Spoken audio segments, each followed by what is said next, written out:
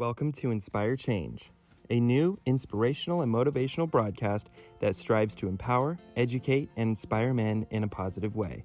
Please join me in welcoming Gunter, international psychologist, author, speaker, and producer. Welcome, everybody, to another episode of Inspire Change.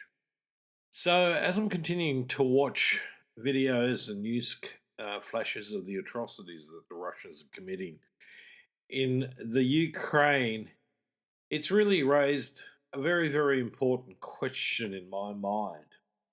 Well, actually, it's raised a whole bunch of them, but in reality, I want to focus on one major one and a couple of others. And the first thing that came to mind is, what are we going to tell our children about this atrocity that's taking place in the 21st century at a time when we had peace for over 80 years, at least in Europe?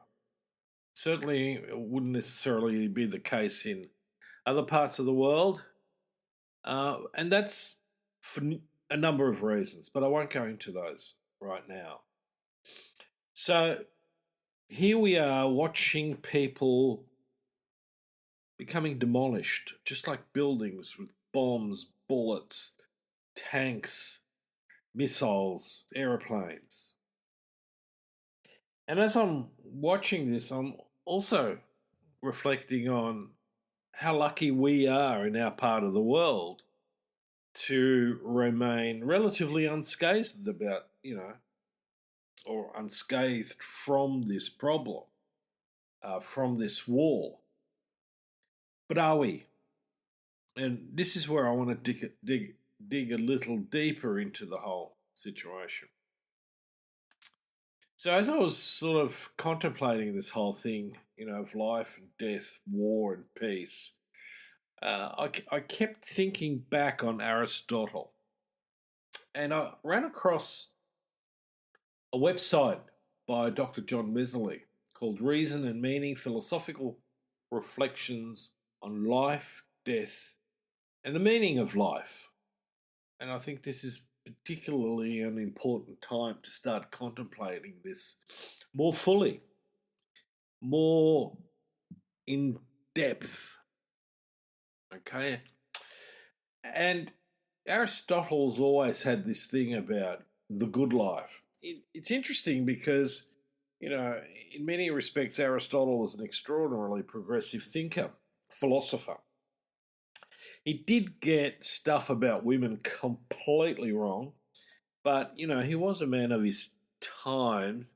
And like Plato, who also got a whole bunch of stuff about women wrong, some of his reflections in regard to what constitutes a good life are really, really important. Now, if he would have thought a little bit more outside the box, he would have realized that he would have needed to include women into an equal place in society rather than seeing them as inferior. So, attached to this issue of the good life is the question of morality. Okay, so one of the things that I ran across was that people are talking about Putin being a war criminal. He's clearly doing stuff that is, even in a state of war, questionable, highly questionable. In fact, I would use the phrase immoral. And so let's take a little bit of a look at what that actually means. So let's go back to the basics with Aristotle. The question of morality in living a good life, what does that actually mean? Well, what it means is while possessing both virtue and luck, and I'm quoting the website, gives us a good chance of having good lives, of being happy, it doesn't completely guarantee it. Why? Because the quality of our lives also depends in large part on the quality of our society and government. And remember, if you've listened to my previous podcast, this is exactly the point that I've been making, is that we cannot simply look at the individual in isolation of the society that that individual lives in. And so part of society is actually the issue of government. So, to continue with this quote from the webpage, it is exceedingly hard to have good lives in societies with bad governments. Despite our best efforts, and no amount of virtue and good fortune completely compensates for a tyrannical or despotic government. Put simply, we have a much better chance of living good, happy, and meaningful lives in societies with good governments than we do in society with bad ones. So, what is in the end goal and purpose of the state? Aristotle says the purpose of the state is to provide the conditions under which all its citizens can flourish. This implies that some governments are better than others. Good governments fulfill their purpose, whereas bad ones either fail to help or actively hinder their citizens' chances of living well. Just as a bad family doesn't care for its children's well-being, a bad government ignores the well-being of many of its citizens. And by definition, we have a right to expect more. In fact, we have a right to expect that the state uses its power to provide the conditions under which all its citizens can flourish. However, a just government cannot guarantee that we will attain moral virtue or have good lives. That part is up to us. Nevertheless, a good or just government can and should provide the conditions under which living well, a good life, or human flourishing is possible, thereby alleviating much of the injustice caused by misfortune or bad luck. Now let's think about this. This is fundamentally important, and it was so well put that I decided to quote the whole lot in this podcast because it underpins, in my view, the very fabric of potentially a democratic society. And yes, the Greeks were, a democratic society. They didn't quite get it completely right because it was only men that this applied to and not women. Major flaw number one. And secondly, I think, own land in Greece. I'm pretty sure that's the case. So, some restrictions there. But overall, the concept and the practice was good, was sound. So let's bring that into context in today's world. So here we are now going to bring it into contemporary times. So let me talk a little bit about some of the stuff that I talked about in the last podcast. So I talked about saving democracy. What is it that we really need to do? Now, right off the bat in today's session, I'm going to focus on the issue about climate policies, about renewable energies, about how that impacts on the cost of living. Why? Well, because we're seeing the effects of being slavishly controlled by a dictator and his selling of fuel to the West. We're basically under his thumb because of that. We should have been looking more clearly at how do we protect ourselves from the vagrancy of despot. So one of the things that I talked about in the last session on this was that we need, in order to save democracy, we need to construct long-term climate policies. Okay? So that's basically because we want to create stewardship and not ownership of the ecosystem.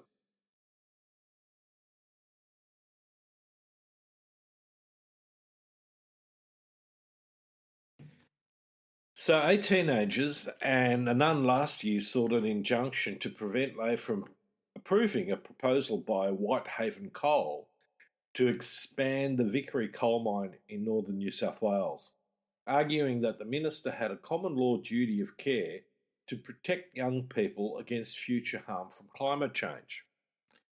Now, here comes the absolutely staggering part. The full bench of the federal court on Tuesday overturned the judgment that the minister had a duty of care. And the appeal by the minister was therefore successful. Now, to me, now I'm not a politician, I'm not a lawyer, but it seems to me that if you're in a job over which you or within which you have a duty of care, not only to the outcomes of the job, in her case, it seems to me that she's the environment minister, that it is about looking after the environment. People are part of the environment, and we need to look at the intersection between the environment and people and how the management of the environment affects people. She's off the hook. Now, that to me is just like, here is no accountability. We have a politician who can just basically, um, you know, can do whatever she wants, and there's no challenge to that. To me, that is just unacceptable. And so we need to look at another question here, and that is that in the function of a good government, we clearly do understand that there is a duty of care. Let me go back. Good governments fulfill their purpose to provide conditions under which all its citizens can flourish. There is absolutely no question about that. So, by definition, according to Aristotle, our government is in fact not providing good governance. Now, we could take our government to the bench on a number of issues, how they deal or how they don't deal with issues of corruption, how they, evaluate projects that have clearly an impact on the environment, but also on the citizens of this country. Because after all, a government doesn't own the money that we provide them through our taxes to do things that are for the benefit of the community. What our government appears to be doing a lot of the time is that it's doing stuff that's politically in their best interest, but not for the benefit of the whole constituency, all of the citizens. We have problems with, the Minister Dutton and his refugee policies, which are completely inhumane. And if you want to talk about crimes against humanity, let's put it on the table. Let's talk about that. So we, as the people in our community, should be considering these activities of the government in a much broader terms, in a much broader sense. It is ultimately what it is we leave our children to live in. So when we create policies like the current coalition party here, the Liberal National Party, wherein a few benefit but the majority of the people basically left to suffer, then we've got a serious, serious problem. And you'll have heard me talk about the fact that neoliberal politics and economic policies have fundamentally shrunk the middle class. Okay, so is that to our benefit? Does that allow us as citizens to enjoy a good life? Well, I don't think so. And it's our right to put that into perspective. It is our right to expect our government to serve us, to be accountable in their duty of care, in their stewardship of the resources that as a country we have. And clearly, in many respects, I would argue that our government is failing in that. And I would also like to go globally and go, if we look at countries like the UK and the United States, you could make a similar case for those governments. They have a tendency to be neoliberal, to be entrenched in an individualism that basically flips the bird to the rest of the community and says, stuff you, it's up to you on your own. Now, we've had floods recently, and many people were seriously affected, and we had deaths in that. Now, there needs to be serious questions asked in that particular instance about how the government managed that. We had the same problem with the massive bushfires last year. They were the most horrendous fires this country's probably ever seen, with the most devastating impact on many communities. And now, as a result of climate change, we're going to see more of that, and we're going to see more flooding. There's no question in my book that that's exactly what's going to happen. The science is there. Let's look at it. But we have a government that clearly shirks its responsibility, its duty of care to provide the conditions under which all its citizens can flourish.